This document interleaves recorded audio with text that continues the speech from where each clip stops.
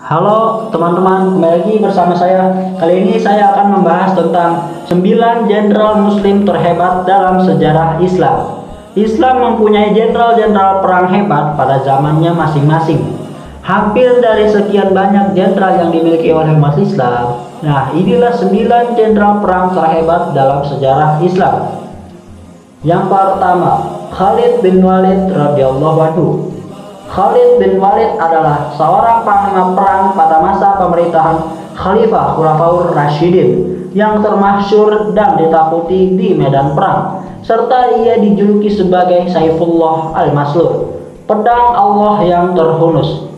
Beliau adalah salah satu dari panglima perang penting Islam yang tidak terkalahkan sepanjang karirnya dalam peperangan melawan musuh-musuh Islam.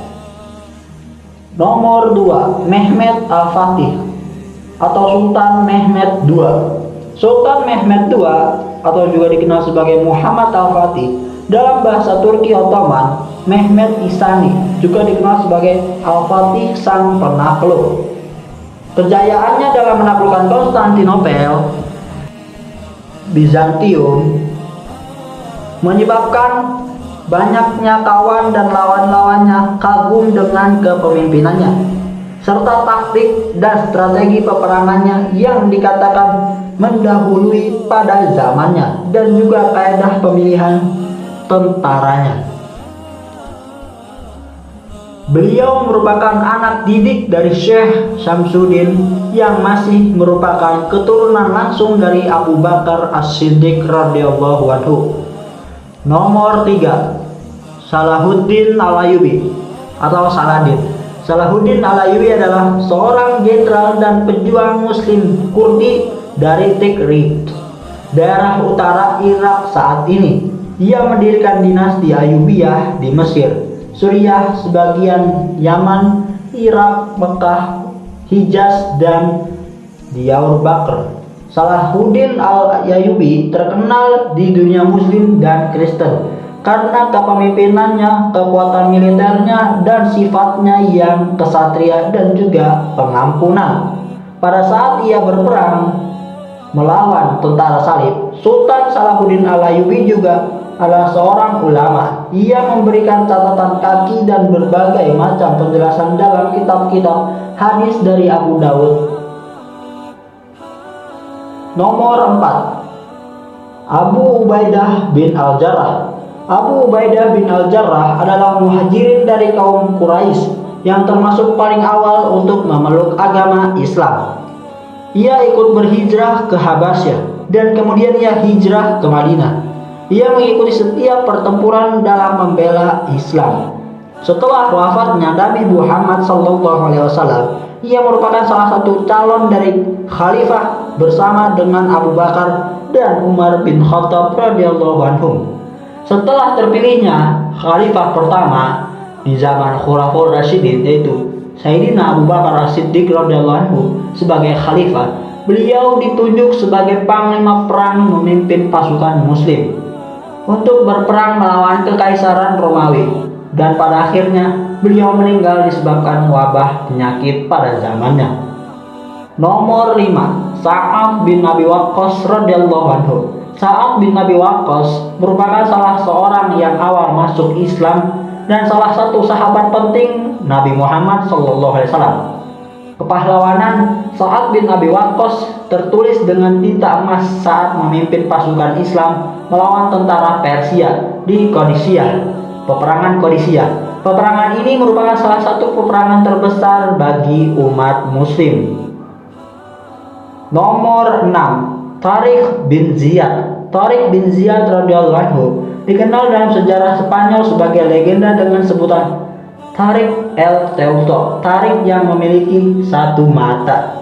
Adalah seorang jenderal dari dinasti Umayyah yang memimpin penaklukan muslim atas wilayah Andalusia, Spanyol, Portugal, Andorra, Gibraltar, dan sekitarnya pada tahun 711 Masehi.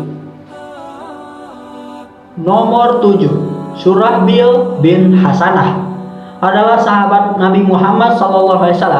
Dia merupakan salah satu komandan tersukses dalam pasukan Rasyidin, bertugas di bawah Khalifah Rasyidin Abu Bakar radhiyallahu anhu dan Umar bin Khattab. Dia merupakan salah satu komandan lapangan utama selama penaklukan Muslim di Suriah. Beliau bertugas sejak tahun 634 hingga kematiannya pada tahun 639 Masehi akibat wabah pada zamannya. Nomor 8, Abdullah bin Amr bin As.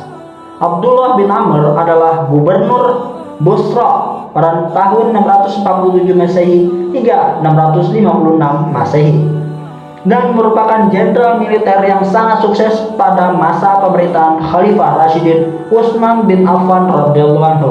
Dia dikenal atas kehebatannya dalam administrasi dan militernya. Yang terakhir, Amr bin As. Pada awalnya beliau pernah mengambil bagian dalam peperangan menantang Nabi Muhammad SAW dan kaum muslimin lainnya. Ia masuk Islam bersama Khalid bin Walid radhiyallahu anhu. 6 bulan setelah masuk Islamnya, beliau bersama Rasulullah SAW menaklukkan Mekah dalam peristiwa Fathul Mekah. Ia adalah panglima perang yang bijak dalam mengatur strategi peperangan. Beliau adalah panglima perang yang menaklukkan Baitul Muqaddis dan Mesir dari cengkraman Romawi. Ia kemudian dilantik sebagai gubernur Mesir oleh Khalifah Umar bin Khattab radhiyallahu anhu. Tetapi kemudian ia dipecat oleh Khalifah Utsman bin Affan radhiyallahu anhu. Selanjutnya Muawiyah bin Abu Sufyan melantik kembali beliau menjadi gubernur Mesir. Panglima Amr bin As mengerahkan tentara yang Al-Quraish menjunjung di ujung tombak. Ia menggunakan cara ini dalam pertempuran dengan Ali bin Abi Thalib agar Ali bin Abi Thalib menghentikan serangannya. Nah, itulah 9 panglima-panglima dan jenderal-jenderal perang Islam yang terhebat pada zamannya dalam sejarah umat Islam. Jika ada kesalahan dalam perkataan dan informasi dalam video ini, mohon dimaafkan. Sampai jumpa, semoga bermanfaat. See you next time.